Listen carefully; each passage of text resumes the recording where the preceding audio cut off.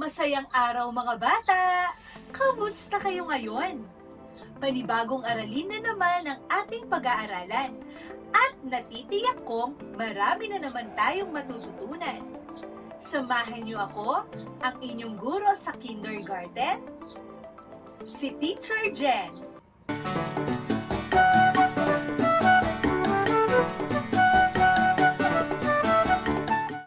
Mga bata, pansinin nga ninyo ang larawan na aking ipapakita. Maganda ba ang larawan? Ano ang inyong masasabi sa larawang aking pinakita? Tama! Ito ay isang magandang tanawin. Ano-ano ang inyong mga bagay na makikita sa larawan? Tama! Mayroong mga puno, bundok, halaman, ilog, at iba pa. Alam niyo ba mga bata na ang bawat bagay sa ating paligid ay binubuo ng mga linya, kulay, hugis, at tekstura? Tama ang inyong narinig. Sa pamamagitan ng mga linya, kulay, hugis at tekstura ay gumaganda ang mga bagay sa ating paligid. Ano nga ba ang ibig sabihin ng mga ito? Linya. Sabihin nga natin mga bata, linya. Kapag sinabing linya, ito ay tinuturing na pinakasimpleng paraan sa paglikha ng sining biswal. Ano ang mga halimbawa ng mga linya na inyong nalalaman? Mahusay! Ang mga halimbawa ng mga linya ay linyang pahiga, linyang patayo, linyang pahilis, at linyang pakurba. Hugis. Sabihin nga natin mga bata, hugis. Ang hugis naman o shapes ay naglalarawan ng panlabas na katangian ng isang bagay. Maaaring ito ay bilog, tatsulok, parisukat, o parihaba. Kulay. Sabihin niya natin mga bata, kulay. Kapag sinabi naman na kulay, ito ang nagbibigay buhay sa mga bagay. Maaaring ito ay mapusyaw o matingkad. Ang mga halimbawa nito ay pula, dilaw, luntian, lila, at iba pa. Tekstura. Sabihin nga natin mga bata, tekstura. Ang tekstura naman ang tumutukoy sa ibabaw na katangian ng mga bagay. Ang mga halimbawa nito ay malambot, matigas, makinis, magaspang, at madulas. Ang bawat bagay na makikita natin sa ating kapaligiran ay binubuo ng linya, hugis, kulay, at tekstura.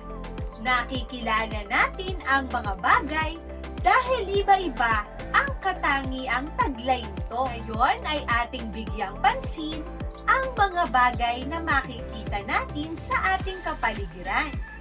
At sabihin natin kung ano ang katangian ng mga ito. Anong bagay ang inyong nakikita? Tama! Ito ay dahon. Sabihin nga natin mga bata, dahon. Mahusay! Maaari mo bang sabihin ang katangian ng mga ito? Magaling!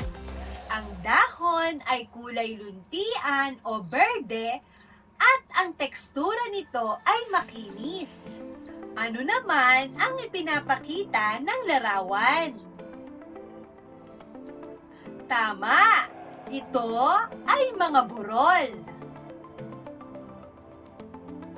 Kapag sinabing burol, ito ay mas mababa kaysa sa bundok. Maaari mo bang sabihin ang katangian ng mga ito? Sa kulay.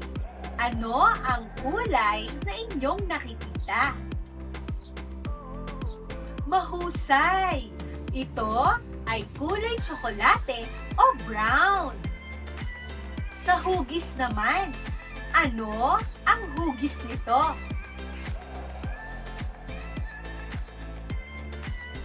Tama! Ito ay hugis tatsulok. Ano naman ang nasa larawan?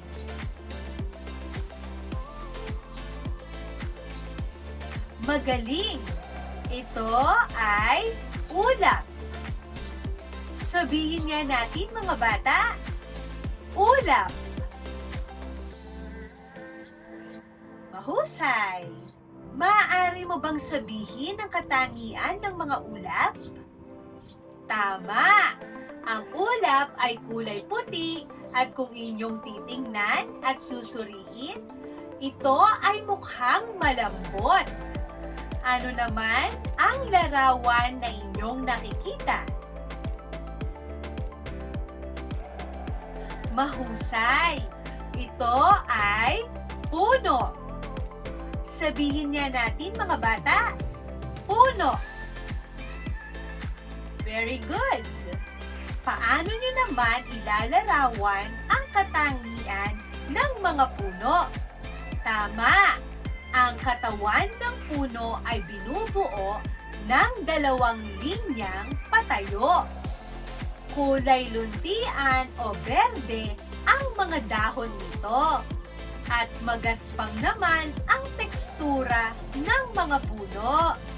Ano ang inyong nakikitang larawan? Magaling! Ito ay mansanas.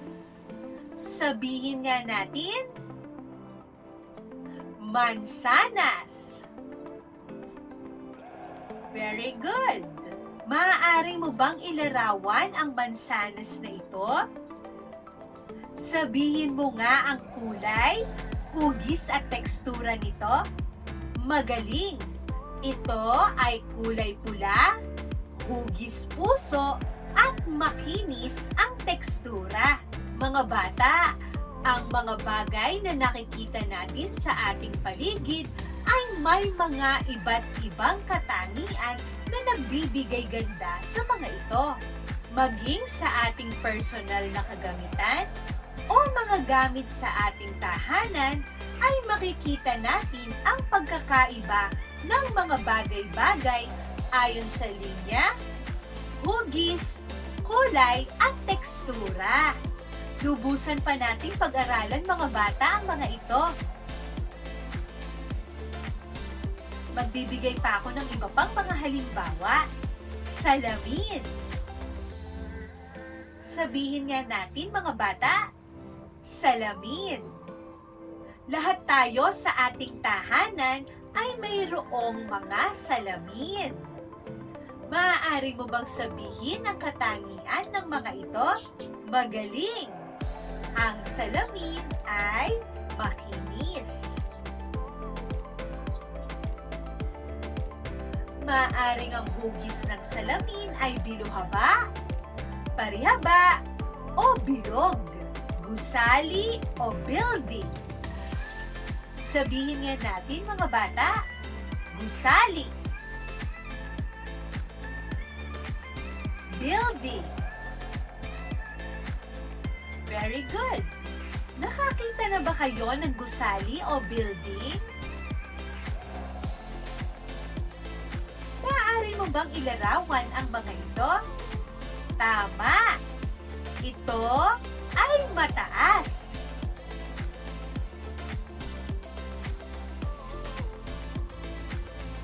Ito ay hugis parihaba. Yari sa semento ang building, kaya naman ito ay matigas. Robot. Sabihin nga natin mga bata, robot. Mayroon ba kayong laruang robot sa inyong bahay? Marahil ang mga batang lalaki ay paborito itong laruan. Paano ninyo mailalarawan ang robot? Tama! Iba-iba ang hugis na magbubuo sa robot. Maaari mo bang sabihin ang mga hugis na inyong nakikita sa robot na ito? Magaling! May parisukat, parihaba, bilog at tatsulok. Di ba ang galing? Makakabuo tayo ng mga bagay gawa ng iba't ibang mga hugis. Tandaan mga bata, lahat ng mga bagay sa ating paligid ay binubuo ng linya, hugis, kulay at tekstura. Ito ang nagbibigay ganda sa mga ito. Nilikha ng Diyos ang mga bagay at ang lahat ng mga bagay na ito ay maganda at mabuti. Atin itong pahalagahan at atin itong ingatan. Marami ba kayong natutunan sa ating aralin sa araw na ito? Maraming salamat sa inyong pakikinig at sa inyong panonood. Huwag kalimutang mag-subscribe sa aking YouTube channel, i-like at i-share ito para lagi kayong updated sa mga susunod ko pang videos. Hanggang sa susunod nating mga aralin, mga bata!